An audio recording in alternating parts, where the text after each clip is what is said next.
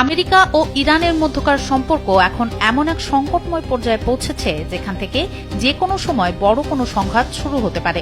সম্প্রতি পাকিস্তানে অনুষ্ঠিত দুই দেশের ঐতিহাসিক আলোচনা কোনো চূড়ান্ত ফলাফল ছাড়াই শেষ হয়েছে।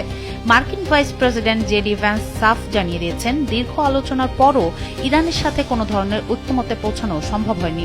এই ব্যর্থতার পরপরই ডোনাল্ড ট্রাম্প ইরানের প্রধান তেল বন্দরগুলোতে কঠোর নৌ অবরোধ আরোপের নির্দেশ দিয়েছেন। এর ফলে বিশ্ববাজারে জ্বালানি তেলের সরবরাহে বড় ধরনের অস্থিরতা তৈরি হওয়ার আশঙ্কা দেখা দিয়েছে।